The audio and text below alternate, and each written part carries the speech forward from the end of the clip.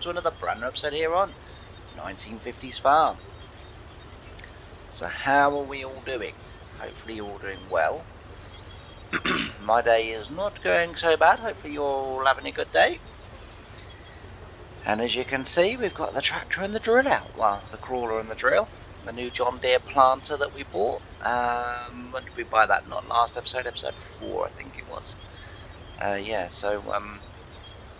As I say, the dairy was making great strides back in 1955, and really getting to grips with the new sort of technology that was sort of slowly being released. I don't know if this was the exact John Deere model that was released in 1955, mainly because oddly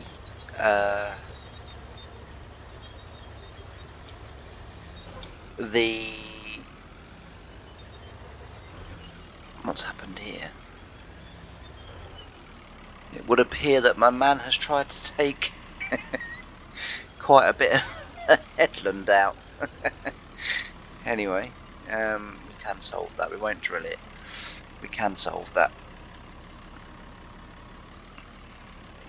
The one thing I've noticed actually about this drill is, and I might have to go into the XML, it doesn't seem to empty all that quickly. Like, it doesn't seem to put the seed in the ground that quick. Now, I don't know if it's been modified or edited or whatever, but like I say, I've got this far and I'm still on 1,000 seeds. So I'm not too sure what's excuse me, what's going on there. So I know yesterday was a chatty video. Unfortunately, I don't know. Depends how you feel about them, I guess. But today is going to be another chatty video, because I was telling you yesterday in yesterday's episode, which was meant to be a chatty video. I was telling you in yesterday's episode that I'm on the snooker reserve list, and lo and behold, I literally finished recording that episode, went off and made a cup of tea, and when I came back my phone was ringing, and I answered it, and they said, oh, good morning James, this is Sheffield Crucible, this is the Crucible Sheffield, pleased to tell you that if you're able to take up the offer, we have a ticket available for you for tomorrow's session. So it's the afternoon session, so it's now sort of about 10 to 9. So a chatty video, and then literally turn the computer off. I'm already showered, I'm already changed, so I literally just got to record my video, and then literally jump in the car, and then off we go. And very much looking forward to it. So I'm on this afternoon session, which is 2 o'clock. Sorry, no, it was 2:30. Sorry, and I'm on. I think my ticket's for table 2. I think it is. And because now I've got one of these posh phones, because the lady that rings me, because I've been doing this now for about 2 or 3 years, and the lady that rings me yesterday, funnily enough, it's the first time she's ever said it. She said, oh, she said, you don't have an iPhone, do you? She said, I'll keep the ticket for you. She said, but, she said, and I said, no. I said, I've got an iPhone. I said, you can send the ticket over the phone. I said, I can do it that way now. And she was, and her response was, like I say, I'm getting to know the lady quite well, because like when I go to the actual theatre there as well to watch plays and stuff like that, like, it's always her that I seem to deal with, and she's a lovely lady. And her response to me saying I'd got a phone, what on earth are you doing?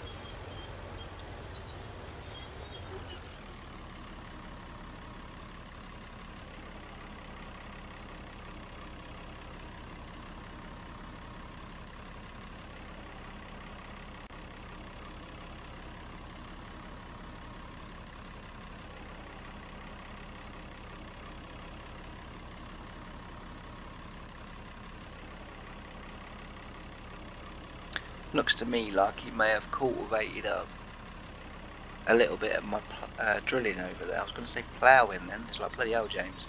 That's an odd looking plough. Yes, I think yet again I've come a little bit too soon into the field, and yeah, he's dragging my drilling up, which is a little bit annoying. Gotta be honest, because he's going around the headland again. Right, we'll solve this, because I don't want him doing it twice. I don't know why he's doing it that way. Lord knows where he's been. As long as he hasn't like cultivated up any of my drilling, because that wheat field next door is a fabulous looking crop, and I should be really knocked off if he's if he's dragged that up. Really knocked off.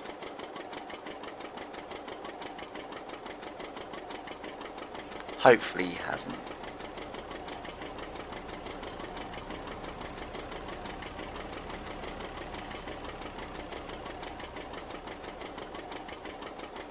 Let's just have a look. No, he doesn't appear to have done. To be fair, so the two biggest downsides to this map are, one is the texture tearing. So when you're, as I've said before, when you're cultivating or ploughing or drilling or whatever, you know, it's either a lot narrower than the machine you're using or a lot wider than the machine you're using, and so therefore it makes driving in a straight line quite hard. Now, I've stumbled across a plough that seems to not be affected by that, and I can plough pretty straight with it. So like that's like really great. That John Deere plough doesn't seem to get too affected by it, and as I say, I can plough pretty good with it. But every other implement that I have does get affected by what I call the texture tear, and so, you know, it sort of makes it look a mess. The other big problem with this map is that none of the land is defined. So like that, you can clearly see that, you know, that wasn't field, but it still thinks it is field.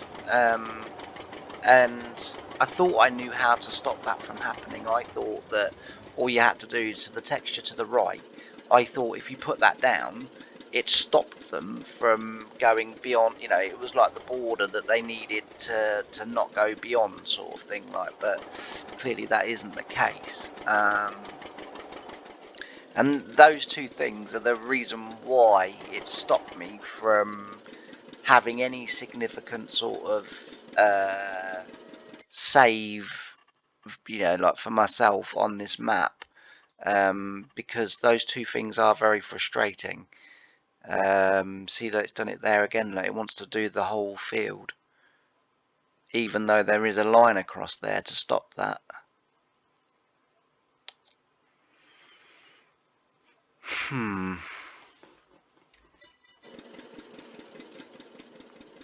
If we go, you never get off the right side, dear. But if we go down here, see what I've done is I've put this texture in, and that's supposed to be the border.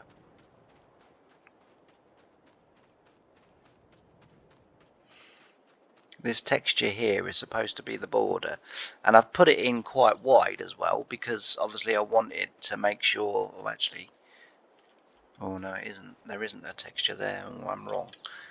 So just quickly, if ever you get this issue on your own save games, if you go to landscaping and then painting and then select that, turn your camera around. Now you've got to be a bit accurate, but that'd be the reason why it's tried to do that. So if we then do that,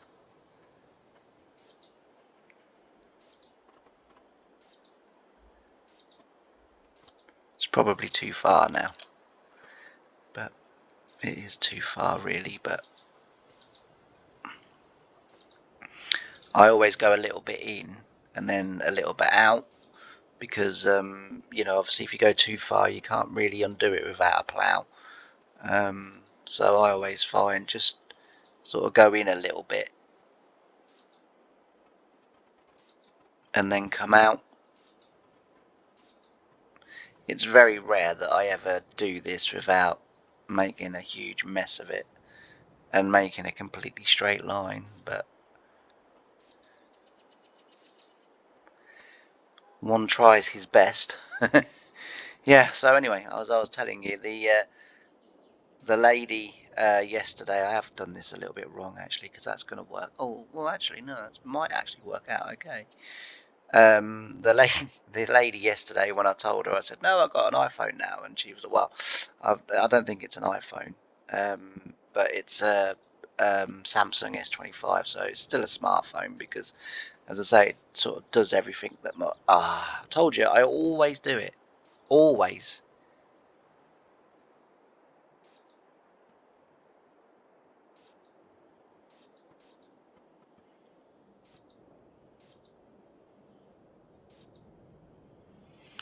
I always do it. Darn it. Although having said that,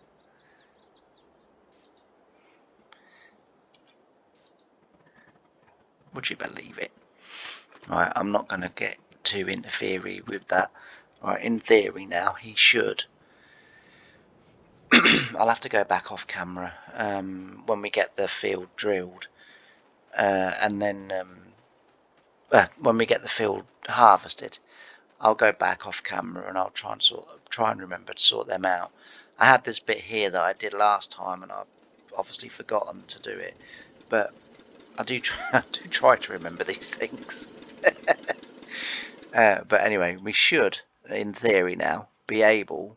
Yeah, there we go. So that's how you stop it from going in there. Obviously, on that field, clearly I hadn't got it far enough over. So that's why I did that. But yeah, as I say, that's how you do it. Normally, I do seem to be able to get it right, but not that time, obviously. But anyway, we'll put him in here, and then we should be able to jump this. Ugh. Definitely won't be doing that in real life, but that's okay on this game. Right, yeah, so anyway, as I say, the lady rang me, offered me the tickets, and then she was like, oh, you haven't got a smartphone, have you? She said, I'll reserve the ticket for you. You can pick it up in the morning, sort of in the morning when you get here. So I said, okay. So she said the ticket that's come available, she said, also has a complimentary drink and I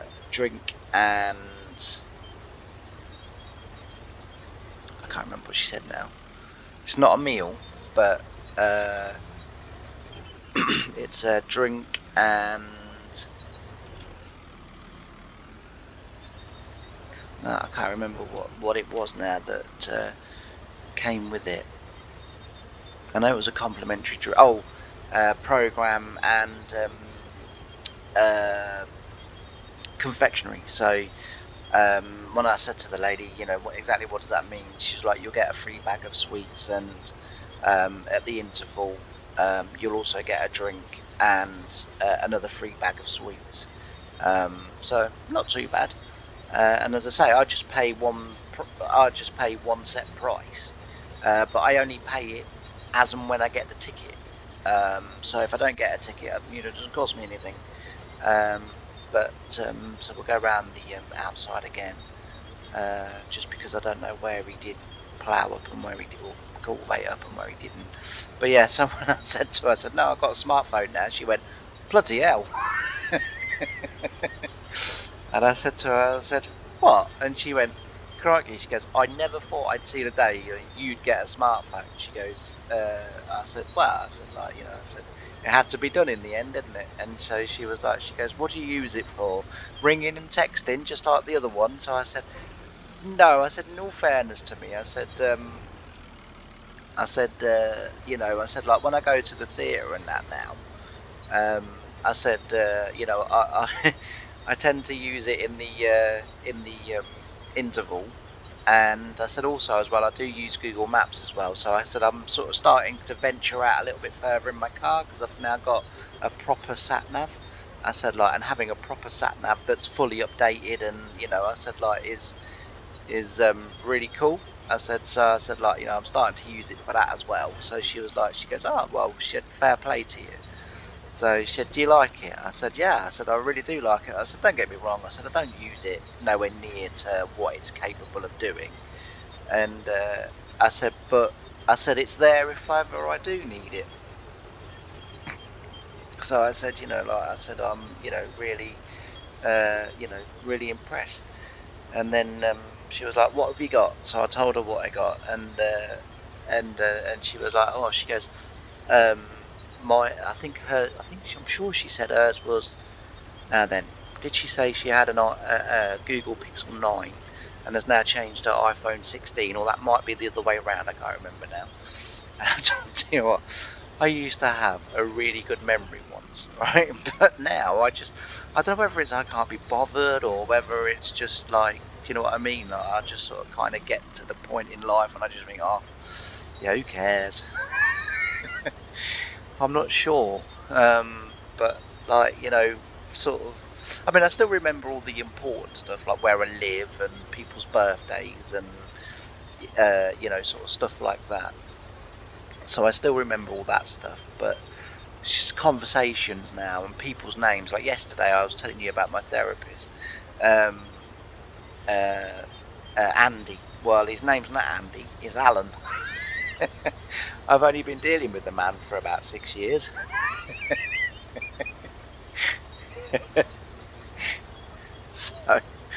so yeah, yeah. When I was sort of talking on yesterday's video, I was like, I said Adam and Andy, and my brain was sort of going, I don't think that's his name, and I was, yeah, of course it's his name, and my brain was kind of like, I'm sure it's not, and I'm like, hey, it'll do, it's close enough.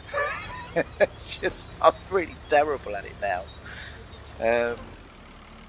Yeah, so but anyway, as I say, the reason, as I say, this is going to be another chatty video is because I've only got about sort of 40 to 45 minutes, and then I need to get off because I've got to get to Peterborough, catch the train, from the train to Sheffield, and then obviously from the train station in Sheffield, whether I have to walk to the tram station or whether, I can't remember whether I have to walk or whether I have to get a cab or a bus, but then into Sheffield city centre, and then to the Crucible. So I'm looking forward to it. So look out on, well, there's no point me saying this. I was going to say look out on TV. You might see me, but it would have been last week. So, but yeah, so that's what we're up to. But I think carrying on a little bit actually from yesterday's sort of conversation, and the reason, sort of again why I sort of say that is because I was talking to Mandy yesterday. So again, yesterday's episode, obviously once I finished recording it and got it sort of made into a video and what have you, sent it off to Mandy and Lorraine, both absolutely delighted that they got a mention in the video. It's the small things in life, innit? So they'll be even more delighted today that they've been mentioned in 2 episodes in a row. But yeah, I'm sort of and I was talking to Mandy, and she said, like, she said it's quite good that you're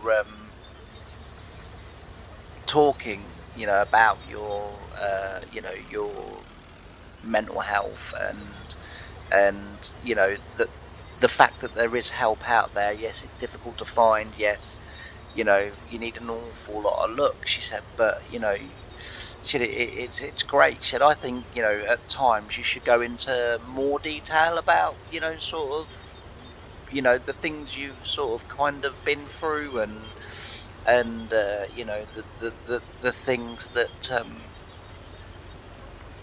that have got you to where you've got, the she's like, the awful experience in King's Lynn. And I was like, and she said, like, because she said, what that might do is, she said, like, there's no guarantees, but what it might do is there might be someone out there where that's happened and they can't sort of, in their mind, comprehend it or cope with it or whatever, deal with it. And listening to you talking about, a similar experience. Wow, we're a long way out that time. We'll carry on going straight because I'm going back that end anyway. So we'll just carry on and then we'll just do on the way back. So I think you should, talk about some of your experiences, talk about some of the things that have happened, talk about, sort of your mental health, how you felt, how it makes you feel. So because you still get it, don't you? And I was like, oh yeah. I said, like, Alan has said it's never going to leave you. The the thing that a lot of people, the mistake that a lot of people make is that when they go to therapy or when they go to, to see usually a cognitive therapist, is they believe that the cognitive therapist is gonna. Would you believe it? I didn't even put the bloody drill down, so I still didn't do it anyway. We'll do it on the way back. It's fine. The one thing the cognitive therapist is never going to do is cure it. They said, like, to cure it, you would almost need to change your brain. And they, and he, I was sort of, one of the things that Alan has always said is he said, one of the things that made me want to help you in the end was that you worded it very well in your initial email, and that was, he said, look, I get a lot of emails, I get a lot of people ringing me up and want, sort of to pay for, the sessions and what have you. And he said, like, and of course he said the common thing is that people say is, I want you to cure it, I'm coming to you, I'm paying this money because I want you to get rid of it. And he said the thing is, I can't get rid of it. He said, and you never said that when you wrote to me initially. You said to me, I'm looking for help to be able to get the tools to cope with it so that when it happens, I can deal with it on the spot and then move on. He said, like, he said, and I know you can't, I've known all, from day one that I was never going to get rid of my anxieties and all of the problems that I had. And, a lot of my anxieties stem from, being a young, a young kid, 3, 4, 5, well, from day one really, but you start to go from early memories, so sort of 4, 5, 6, 7, this sick kid in a hospital bed where everybody is giving you all this attention and all this, and they're bringing you toys and they're bringing, do you know what I mean? Like, and the reality is that, and I've called it, and he quite agrees and says it's a really good title. I called it that I suffer from sick kid syndrome, which is, as sort of I got into my teen years, the attention and the I don't know, almost kind of excitement around me, around my condition. I mean, if you remember, like, as a kid, you've constantly got doctors and nurses that are constantly around you, constantly sort of giving you attention, constantly, and then you kind of slowly but surely they start to make you better. And so that begins to sort of subside, but that's okay because that instantly gets replaced with when you then finally do go home from London, because I was in Great Ormond Street for, many years. You finally go home, from hospital, and you get into, and this is where I think sick kid syndrome really kicks in. So you've survived this illness that, your parents were told, he's not going to get over this, but we can try and extend his life a bit, and suddenly you've not got over it. I'm not cured from it, but again, the heart surgeons and the heart doctors have got me to a position where I can live with it, and I can, sort of function relatively well.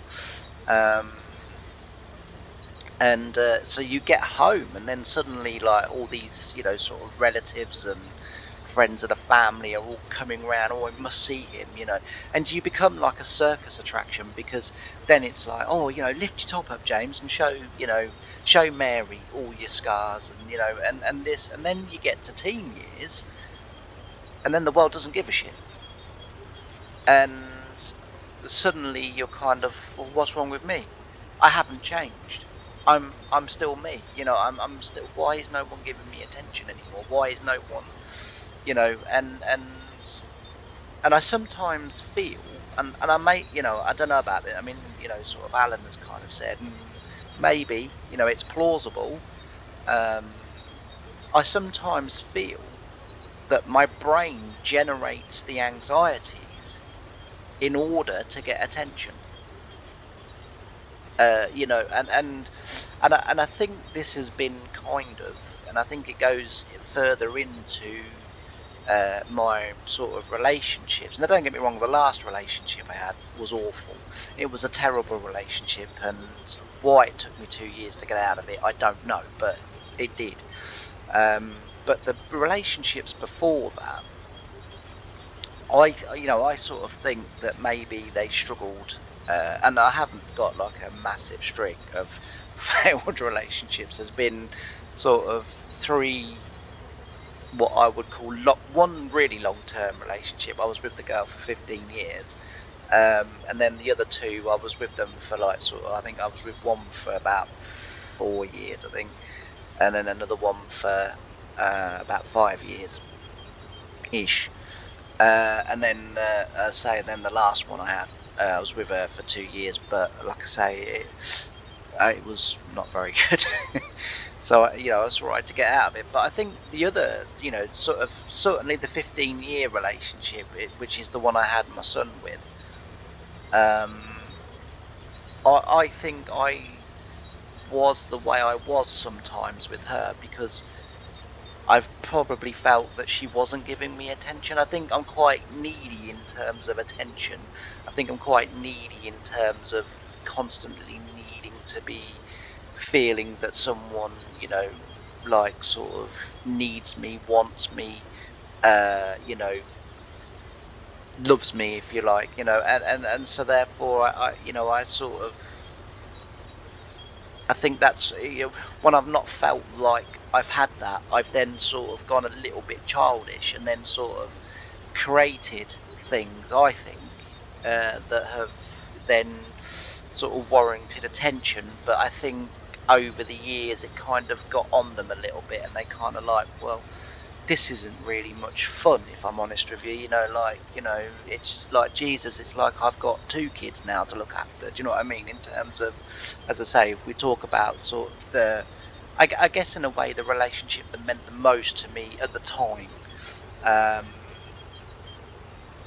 you know, sort of talking from that period, not this period, because I feel very differently about it now. But at the time, and I think that's was my ultimate downfall. And I think my anxieties and my different things sort of came because no one was giving me attention anymore. I wasn't that special kid anymore.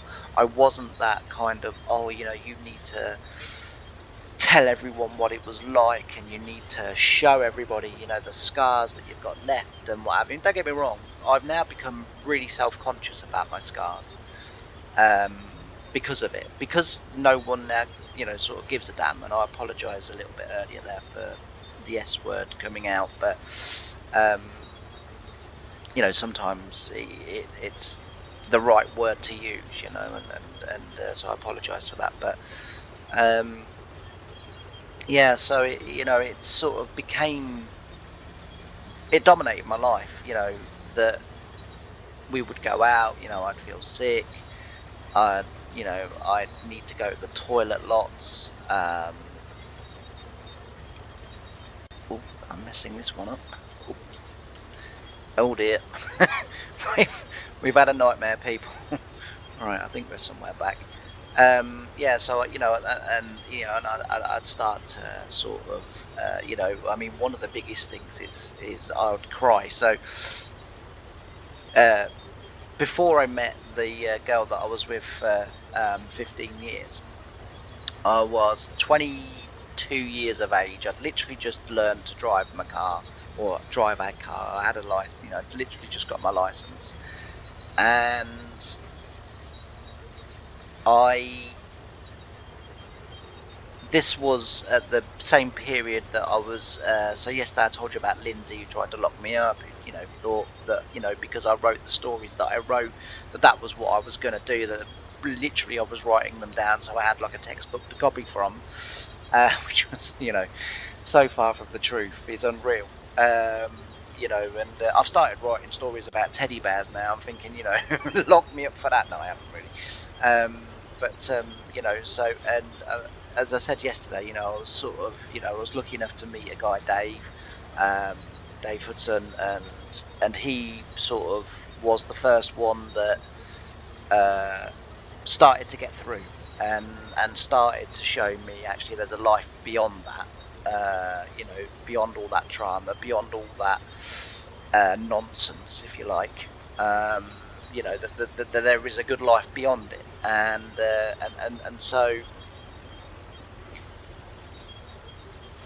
he got me a job at my local Tesco's. Now I've just learned to drive. Suddenly, I've got my first sort of job since I left school, because my dad got me in at a place called Turner's Turkeys, and it was horrendous. And the thing is, I was mentally immature to work there. So when I left, during sort of my last couple of years at school, which is when my anxieties and different things started to sort of come into play, I thought the only way to be liked and the only way to be popular, like I say, I've never really had friends, and I've never really done friends, and my experiences over the last sort of 12 months with sort of my ex from my last relationship is absolute proof of why I don't really do friends, because I think I've sort of needed a friend once since we broke up, and I've kind of and I've gone to get in touch with her, and she's kind of blocked every way that I could get in touch with her. Whereas whenever she needs me, she just rings me, and oh yeah, I thought we could all go out for a day out. Obviously I haven't really got the money for it, but that's okay, isn't it? And it's kind of like, well, hang on a minute. So it's kind of like, so I sort of don't really do friends as such,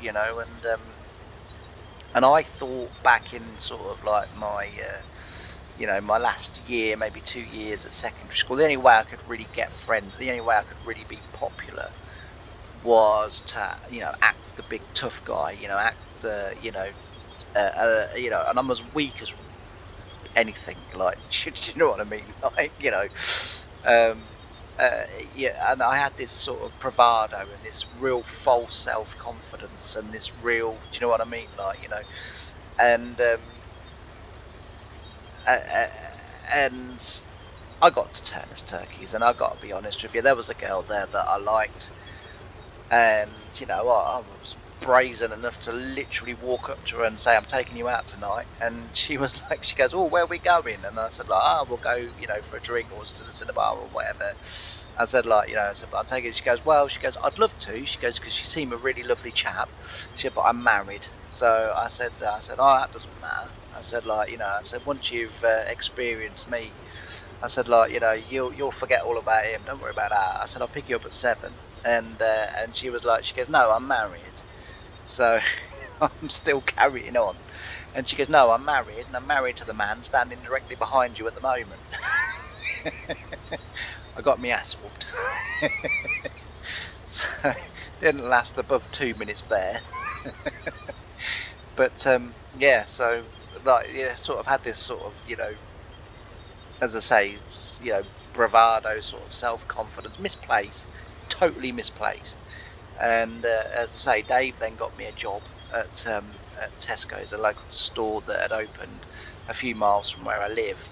It literally just opened, and he said, like, I think, we should get you in there. And I was like, oh, they're not going to take me on. And he said, they will, because he said, I will convince them that you're the right person to take on. And I was like, I said, Dave, I said, you're a lovely chap. I said, you're good at chatting. I said, you're not that good. He said, I'm that good. I said, nah. I said, you'll never get me in there. He said, do you want to bet? I said, yeah, go on then. I said, a tenner says you can't get me in there. Anyway, I started 2 weeks later. Didn't need an interview, didn't need it. Like, literally went in there, and we stood talking to this lady, Sylvia, and within, I don't know, 20 minutes of chatting with her, we went out the back, and she was mainly talking to Dave, but ever so occasionally she would ask me a question or whatever, and I would sort of answer, and then all of a sudden she was like, you can start in 2 weeks. And she said that will give me time to get the contract drawn up, to get you some hours, because I haven't really got any hours available. She said, but you can start in 2 weeks, and I'll get all that sorted out, and I'll get it over to you, or you can come in and pick it up. And Dave explained that I struggled to be away from home, that I struggled to be, out for any length of time, and I struggled sort of with people, and and she was like, she goes, that's fine. She goes, what I'll do is I'll give you a contract that'll be like 2 hours a day, and then and then when you start to feel comfortable, we can gradually move up and move up and move up and move up. And eventually I think I was working about 18 hours a week there. And I worked on the checkouts, and I absolutely loved talking to the customers, and and the interactions. And it was whilst talking to one of the customers that I sort of kind of met my first sort of real relationship outside of school. So I had a sort of a school sweetheart that I was kind of with for pretty much the whole time I was at school.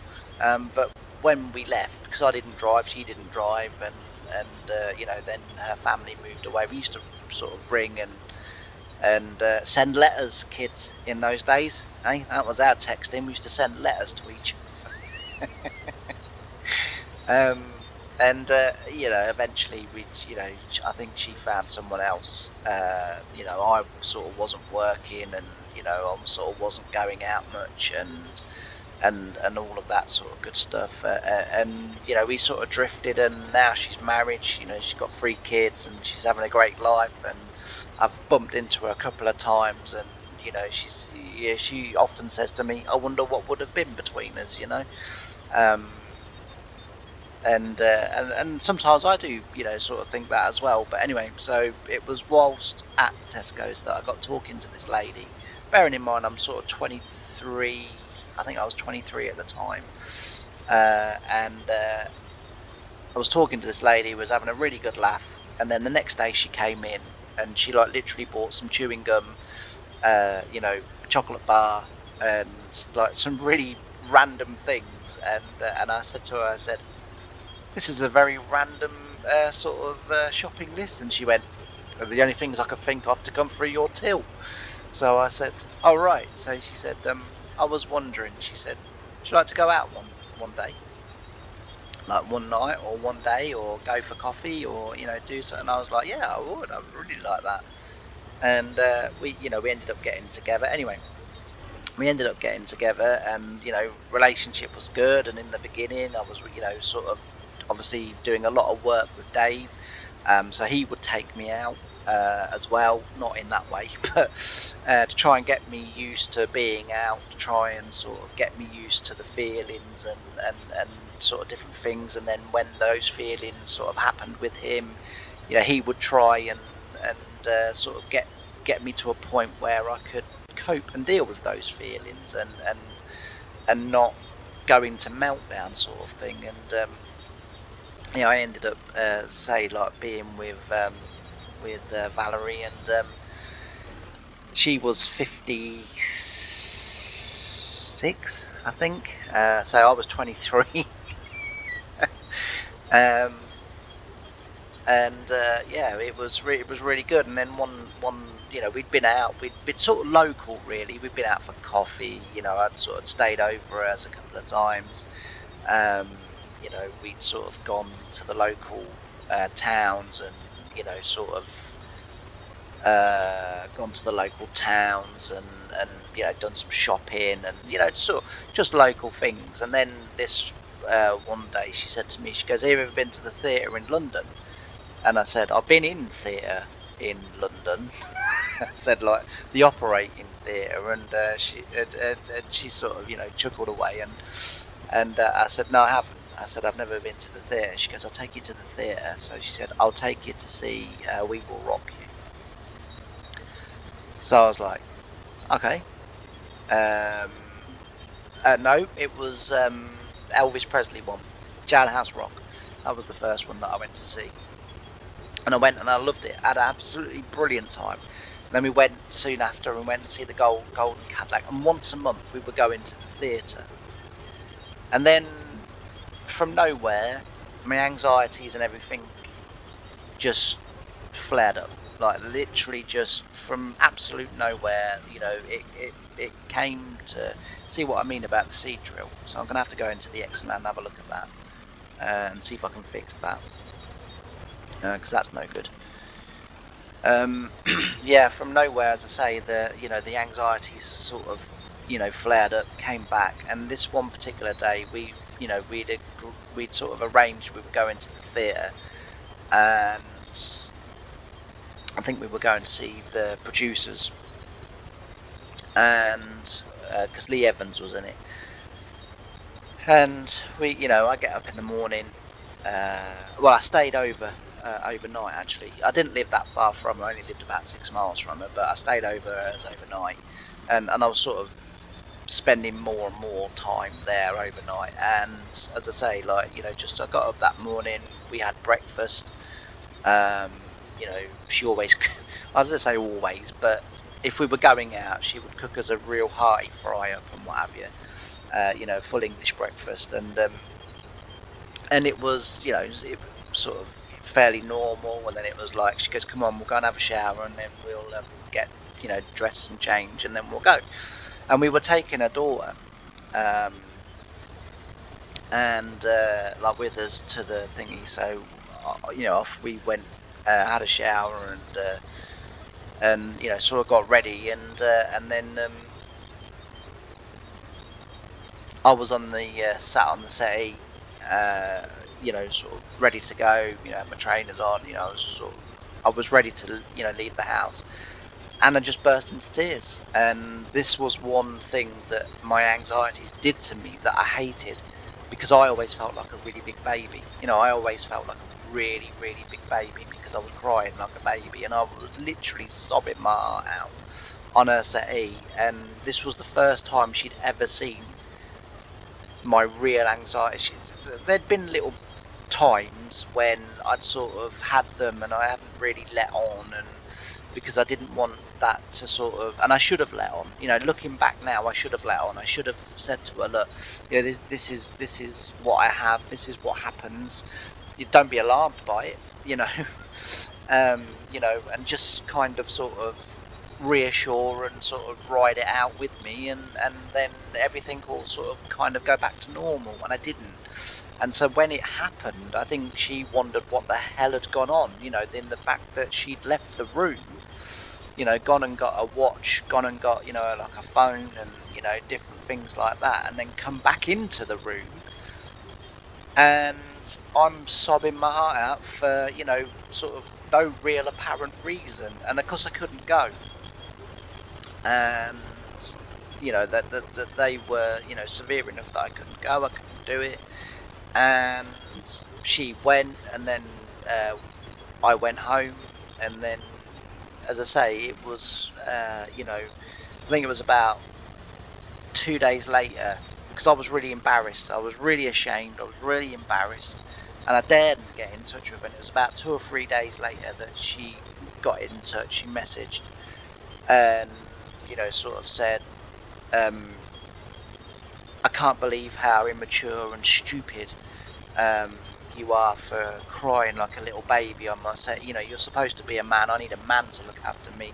I don't need, you know, a pathetic little boy. And it really hurt because obviously I couldn't help my feelings. You know, they sort of would come from nowhere, and they still do. You know, they still do come from nowhere. You know, I'll be out, I'll be having, you know, a good time, like I'll be racing or whatever. I mean, it doesn't happen like every time I go out, but there'll be times when I'll be out and, you know, I'll be having, you know, sort of enjoying the racing, and then suddenly I'll start to feel sick. I'll need the toilet.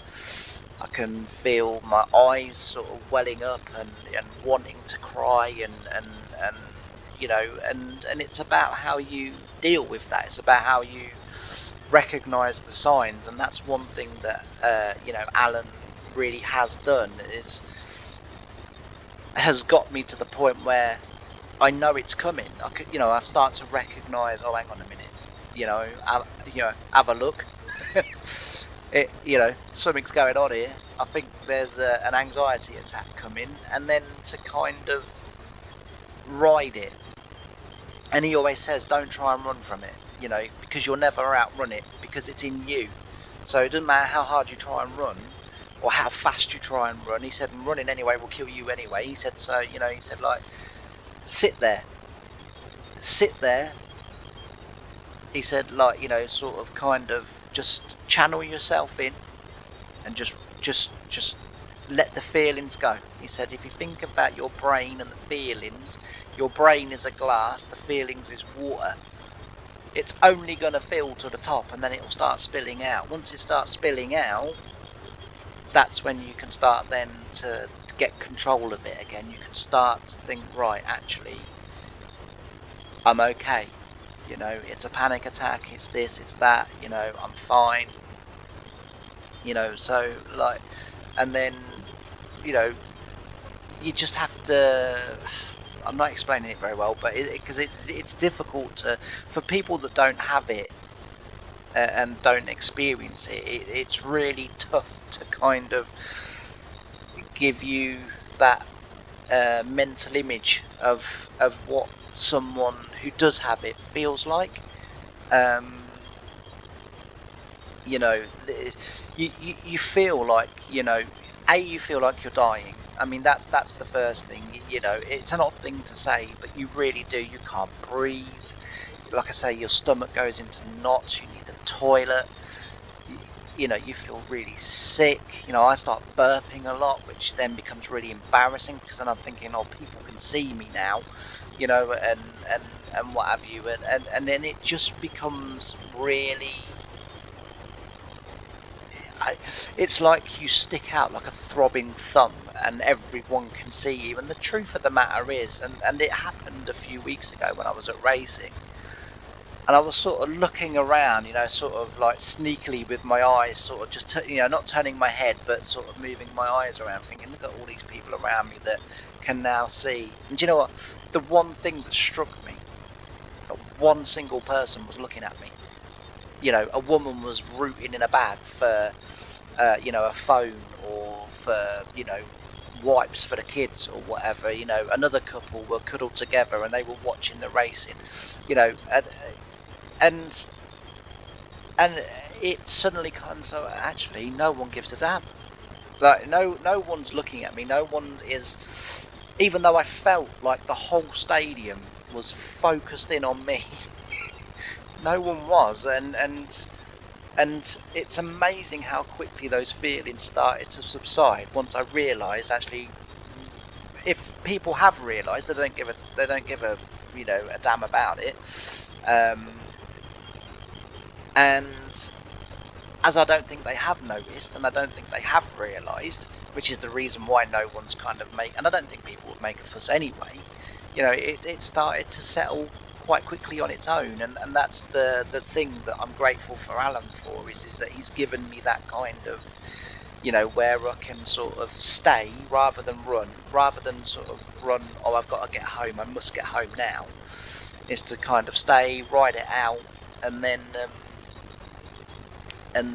you know, sort of go from there, you know, and it makes a massive difference. And as I say, the thing that happened in King's Lynn, just to kind of sort of, you know, which is kind of what, you know, Mandy sort of suggested that I should tell you. So I haven't met Alan. It's always been over phone and email. And Alan got me in touch with a woman called Jasmine Fowler, and she specialises in phobia. So I have a phobia of being sick, right? That is my biggest fear. You know, that I might actually be sick, right? And being unwell, sort of both ends when I'm out, right? And hence the reason why I won't go out, so that if it happens, you know, I'm just going to become a wreck at home, privately rather than in public. Because it is a fairly unforgiving world out there, you know, and you know, whilst I think some people would try and help, you know, other people, you know, would mock and, you know, sort of be mean and what have you. So, you know, it is difficult. So, as I say, and I'd been working with Jasmine again over the phone mainly. She was from Leeds, you know, I'm from Lincolnshire. You know, it's a big gap. You know, Alan was from, I think, somewhere up north. I can't remember. I think it was Manchester. I think it was. I can't remember. Anyway, so yeah, he was you know, sort of from that, you know. So I never really oh dear, the wear thing on the wear texture on the drill is quite sudden, isn't it? It's gone from being a green John Deere to being a milky silver. Well, milky grey, really. Yeah, so as I say, I'd been working with Jazz and what have you, and it got to Christmas time, and I hated Christmas. There was lots of food, lots of people, lots of attention, and so I hated Christmas. And she rang me one day and she said, I had a crazy thought today. And I said, what's that? She goes, I'd love to meet you. So I said, what do you mean meet me? She said, I'd love to meet you. She said, I want to come down and I want to meet you. She said, and I want to take you out. So I said, well, you can't take me out. I said, I've got a girlfriend. I'm in a relationship. And she was like, no, not that. She said, but just take you out, you know. She said, and then, you know, she said, just, you know, and I said, well, I don't know. I said, I don't really want to go out, if I'm honest. I said, it's Christmas. People are happy. People are jolly. And I'm not, you know. I said, I'm like a really sick Scrooge. And she was like a really anxious Scrooge. And she was like, yeah, but we can change that. So she said, like, you know, I'm coming down to meet you. She goes, I've obviously got your address. She said, I'm going to use sat nav. I'm going to pick you up. And we're going to go to King's Lynn. She said, I've seen there's a town not far from you, King's Lynn. She said, and it's a really good shopping place. She said, I want to go shopping, Christmas shopping with you. So I was like, I don't want to go. And she goes, you've got no choice. She said, because if you don't go, she said, I'm going to stop working with you and I'm not going to help you. She said, this is part of your treatment. So she goes, I'm picking you up. And I think she picked me up. I can't remember if it was a Wednesday or Thursday now. It was quite a few years ago now. So anyway, she came down. We went to King's Lynn. Anyway, we've been walking around. We got to King's Lynn at about 9:30, 9:45 in the morning. And, you know, we'd sort of been walking around and what have you. She goes, I want lunch. So I said, no, I'm not eating out. I said, because, like, you know, I might get food poisoning or something. I said, no, I'm not eating out. And she was like, she goes, fine. She said, but I need my lunch because I'm hungry. So I said, okay. So she goes, so you can have a drink. She said, you can't get ill from a drink. So I said, no, I don't want a drink. She goes, you're having a cup of tea.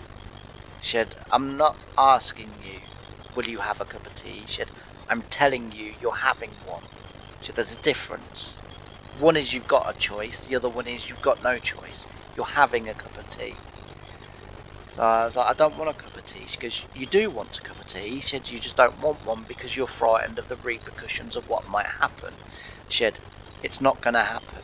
She said, and we're going to prove it. We're going to get you a cup of tea. So anyway, in the end, I gave in. We had a cup of tea. She had her dinner. So while she was eating, I needed to go to the loo, right? So I said, you have to excuse me, I need to go to the toilet. So she was like, no problem. She said, I'll be here when you get back. So I was like, okay. So I goes to the loo, comes back, I sit down, and this old lady comes up to me and she says, "Excuse me, love." So I said, "Yes." She said, "When you went to the toilet," I said, "Yes." She goes, "This young lady's put something in your tea." So I looked at Jasmine kind of, and I was like, "What?" And she went, "I haven't." So this old lady said, "She did, honestly. From a little sachet, she put something in your tea." So I was, and I'm quite loyal to people that I feel like I might be friends with, and for people that I respect, and for people that I know are trying to help me. And this sort of conversation went back and forth for a little bit, and then eventually my head was like, "You've got to trust Jasmine. This is a complete stranger. This woman could be nuts for all we know."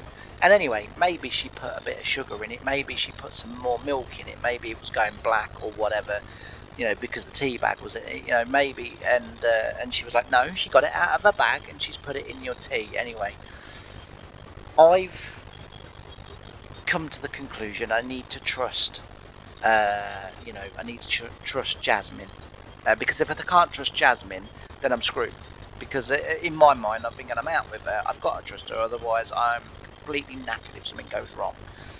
Right, so I drink my tea, right, and say to this lady, "Thanks very much, but I don't believe Jasmine, even if she has put something in my tea, I don't believe Jasmine would hurt me in any way, shape or form." And this woman goes, "You're a silly boy, because, that could be poison, that could be this, that, or anything else," right? So I was like, yeah. Anyway, we finished lunch, we're walking around. About an hour later, hour later, start to feel a bit queer, start to feel a bit funny, sort of feel a bit sick. And I says to her, I says, "I'm feeling a bit weird." And I said, "I'd like to go if we can." And she said, "Oh no, we're fine." She said, "It's just anxiety." She said, "That woman told you." She said, "You had a cup of tea." She said, "Subconsciously now, that's all playing through your mind, and in the conscious James world," she said, "that's now starting to make you feel these things." She said, "It's fine. What you need to do now is to push through these and realise that actually on the other side of these, which is not, all that difficult to get to, is you feeling fine again." And on that, my tummy completely emptied. Literally, as where we stood, my tummy just literally emptied, and then it kind of came out the other way, right?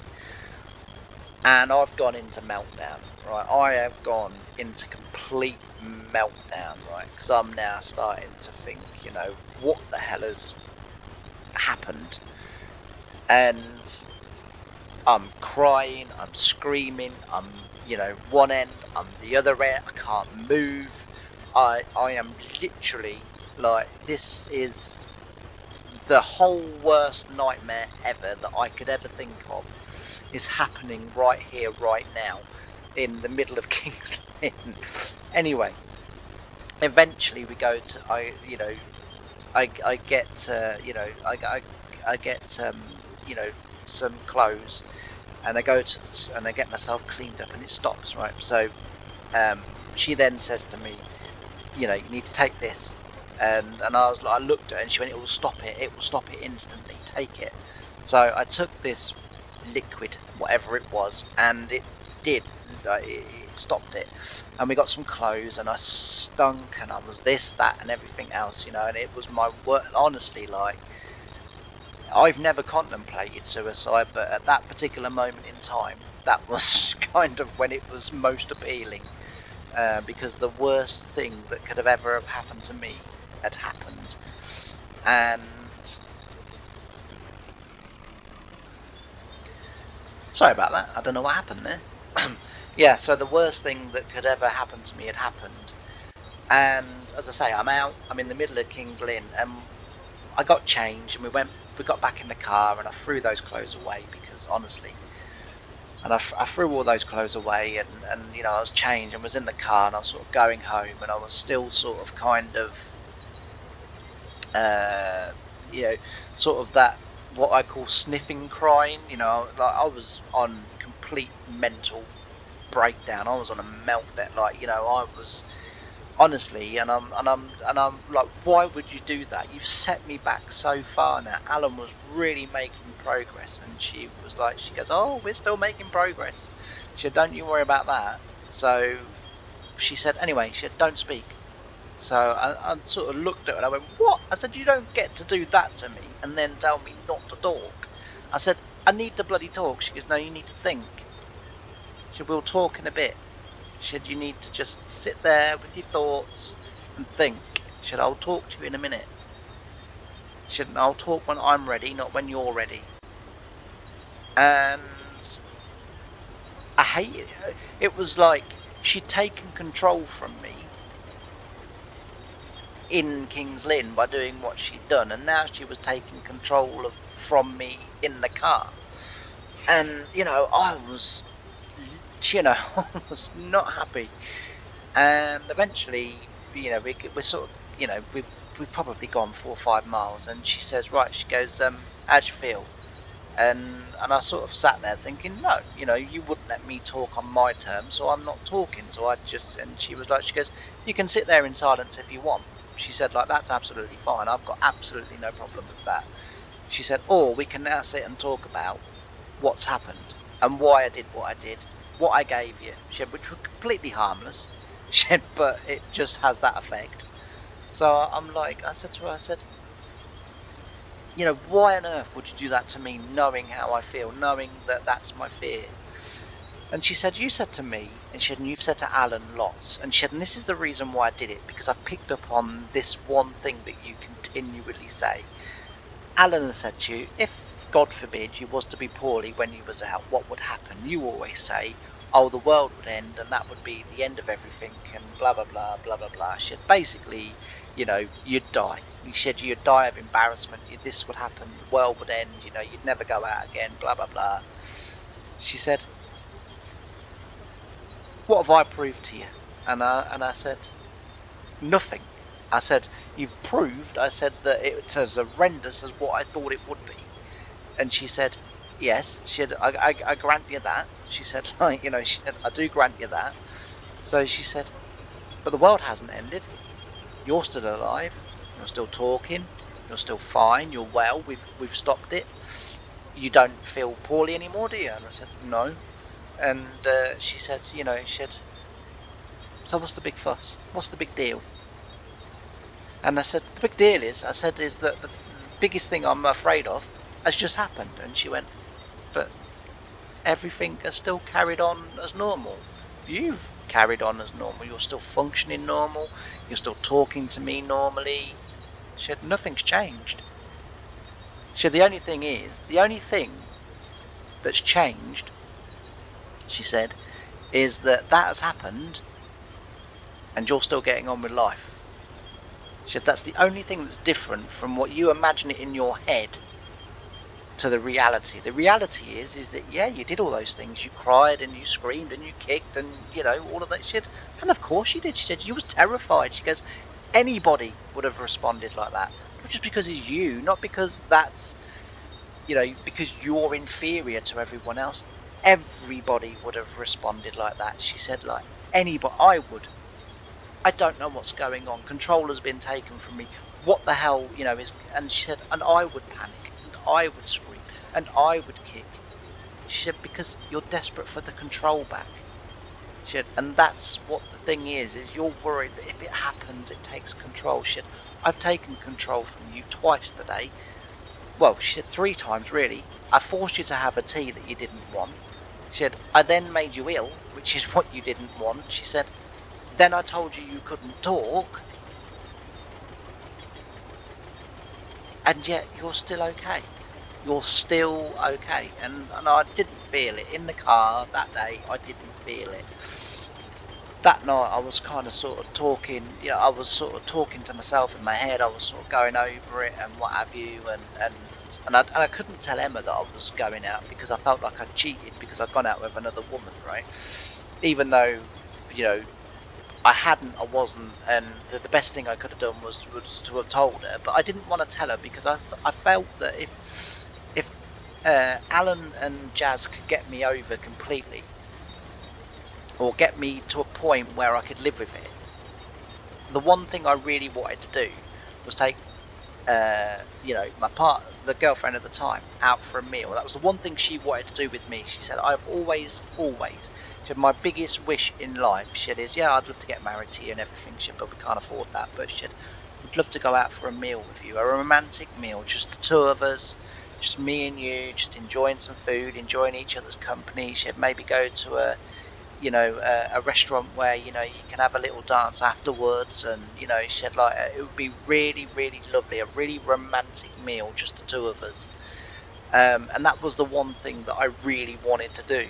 And because the thing that I was kind of sort of thinking was, I'm going to propose again the second time, but only this time there is going to be a date at the end of it, rather than, will you marry me? Yes, can't wait. Well, we'll get married one day. Whereas, and that was and so that was kind of, I think, as well, the reason why, because I didn't want to tell her that I was getting treatment, because then suddenly expectation would come on, and then she would be questioning all the time, rightly. I'm not criticizing her for any of this, rightly, and I didn't want that pressure. And what I kind of wanted was to do it in my own time, under my own terms, again, control, and that was sort of what I wanted. And as I say, I got to the point, and I took eventually I got there, because what Jazz had said, I'd sort of mulled over and thought about and I thought, she's right. The worst thing happened, and yet life still carries on the same. Nothing has changed. Nothing is different, apart from I've now experienced it, and actually, with all the chaos and the screaming and the shouting, now that that's gone, the thought has been left, the memory has been left, but that's all it is. It's a memory. It's not anything that can get me now. And that really helped. And so I took her took her for that meal, and I mean, whether it's me, I don't know, whether I just have the worst luck ever. So we're sitting at this meal, and I've taken her to a restaurant where there's a band, that sort of plays, sort of soft romantic music. I've got the ring, I'm like, yes, this is going to be the night, boy. Like, yes, this is the start of the rest of my life. Do you know what I mean? And, I've got all of this. And we're having the dance, and we've had the meal, and we've eaten, and the food was lovely, and and I'm really making progress, sort of on every front now, because now I've told my partner that I'm having treatment, and I'm getting to the point where I can do these things. We can start going out for days out, we can start doing this, that, and everything else, and all the things that she's wanted to do, we can start to do now. This is it. We've arrived as a couple. We, as an individual, I've arrived. I'm now on a level playing field with you, and as a couple, we're just gonna take off. Like, we are gonna be like fantastic. A couple of years earlier, we'd had a child. So my little boy was 3 at the time, and and I'm thinking, like, life is getting really good. This is what I've been missing. This is what I've been wanting. And I get down on one knee and I pop the question, and this can only happen to me. No. Which left me confused, because I'd already proposed, and she'd already said yes many years earlier. In fact, about 2 months after we met, right? And I was now confused. Was she saying no to the second proposal, but the first proposal still stands? Or was she now saying no to being, sort of engaged and, going to be getting married, at some point in the future? I was kind of confused, and I sat there and I said, what do you mean no? I said, I'm in front of a lot of people here. And she went, it's no, because I'm seeing somebody else. And I was like, Jesus, is this what being romantic is all about? I was like, what do you mean you're seeing someone else? She goes, I'm seeing someone else. She said, I've been seeing someone else now for a few months. And I was like, oh. And, anxiety started coming, but suddenly it all started to flood back in. It was like a weakness again had been found. and it was all coming back in. I mean, the difference is that, yes, it came in, very quickly. I sort of kind of, got it away again, and coped with it, you know, sort of as I'm able to sort of do. Not every time, I will admit sometimes are worse than others, and it is difficult. But the one thing I always do try to do now is ride it out. I don't try to run high. I just sort of sit there and go, well, I'm staying here. So if you want to go full speed ahead at me, then fine.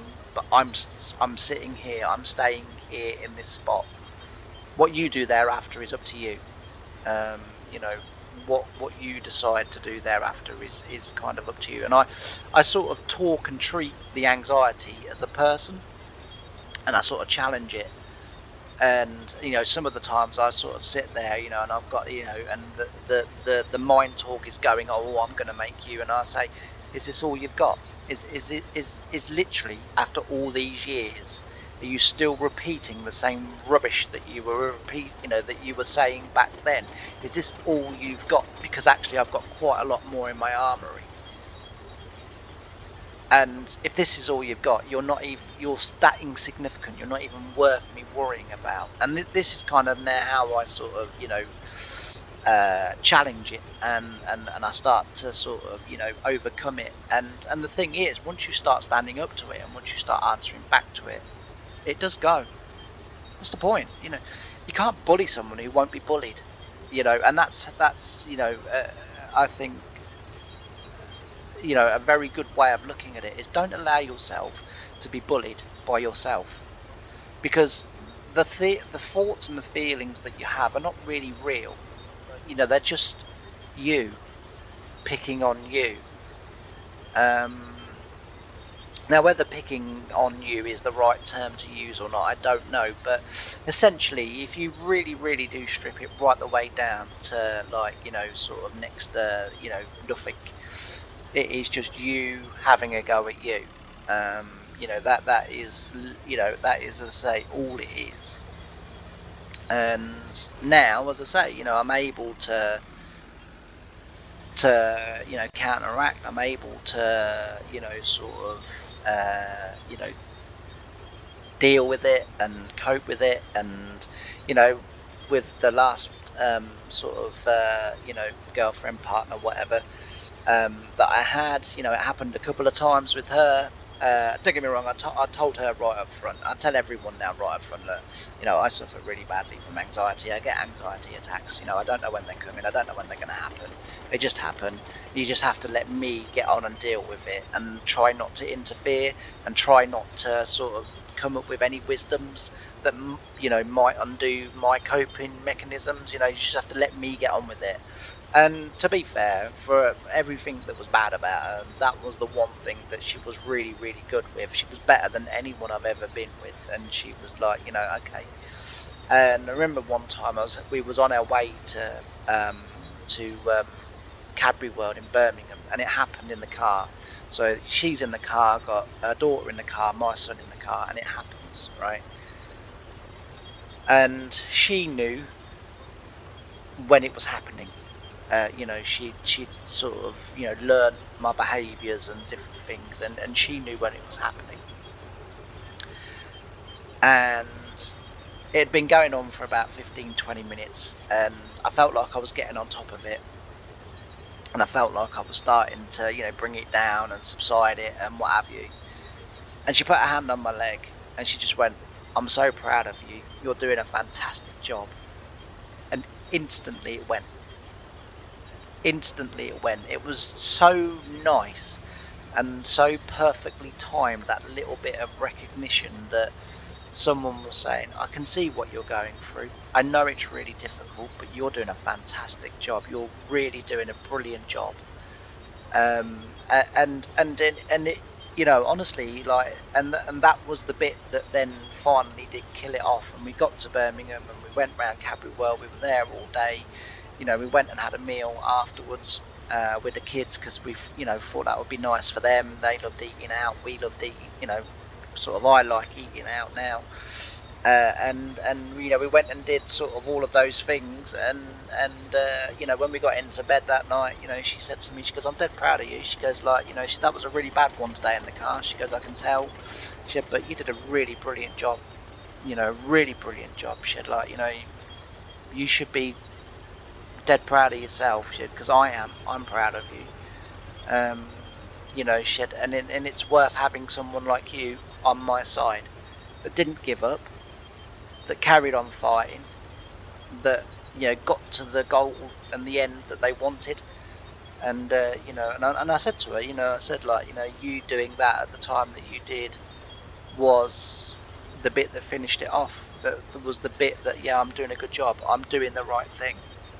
I said, and it was the confirmation that I needed, the reassurance that I needed, just at the right time. And she didn't always give it, you know, she didn't always do it, but I think she just recognised at that point that was what I needed. And the other thing as well that it felt was I didn't feel alone. You know, that was the big thing. I didn't feel alone. I didn't feel weird for having it. You know, I knew that she knew I was having it. You know, that I did know. You know, but I didn't feel weird for having it. You know, as soon as she did that, I kind of like, yeah, she's on my side. She's with me. You know, we're fighting this together. Yeah, she's not doing anything. She's just driving the car and, you know, what have you. But I know that we're fighting this together. And as I say, you know, it was what was able in the end to get me, you know, to the point that I wanted to be. And so, yeah. Anyway, this episode has gone on for an awful long time. But as I say, with Mandy sort of kind of saying what she was saying, you know, yesterday and what have you, I hope somehow, if there is anyone out there that is, you know, suffering from anxieties and, you know, maybe depression or whatever, you know, whilst I don't have the answers to your specific set of, you know, sort of feelings and thoughts and stuff, you know, message. You know, it just takes a message, it just takes a chat, it just takes someone to chat to someone who knows what you're going through, even though, you know, I can't help perhaps in the way that you would hope or want. But, you know, as I say, just drop a message, you know. And for everyone else, you know, I hope it's giving you sort of, if you know someone that, you know, is struggling and what have you, that it might give you the tools you need to be able to help that person at the right time, to be able to just have that one little bit of difference to their day, you know, and their struggles, to think, I'm not alone in this, you know, whether it's your wife, your husband, you know, your partner, whatever. um, I think it's, you know, really important. So I thank you for listening, if you've got to the end. And yes, I am going to be probably late now for the snooker, because I should have left about, you know, sort of 10, 15, 20 minutes ago. But I felt it was a worthwhile thing to do, and I felt it was a worthwhile video to make and subject to make. And as you know, it does mean a lot to me to make good content, enjoyable content, and you know, sort of content that, you know, hopefully we can all get something out of it. And you know, and realize that for some people life isn't, you know, straightforward. You know, we all have our challenges in life. So yeah, hopefully, as I say, you know, everyone's managed to get a little something out of it. But if you are struggling, you know, just you know, send a message, you know, a comment, whatever. And as I always say, you know, I always respond to the people that, you know, that do message. Yes, the people that I do respond to will say, it's not always straight away though, is it, Jimmy? No. You know, sadly, with recording and, you know, sort of life as well, sometimes I don't go on, you know, I literally go on YouTube to upload the video. I then just leave it uploading, and I probably don't look at YouTube again until the next day or whatever. So if you sort of happen to comment 2 minutes after I've left YouTube again, to go off and either record more episodes or, you know, to do whatever, you know, and I don't go back on until the next day, then I don't respond until the next day. But I always do. Anyway, thanks ever so much for watching. Like I say, I hope you've managed to get something out of it. Thank you as well for listening, and thank you to everyone that got to the end. And all that's left for me to say is thanks ever so much for watching. I can't wait to see you in the next episode. Bye for now.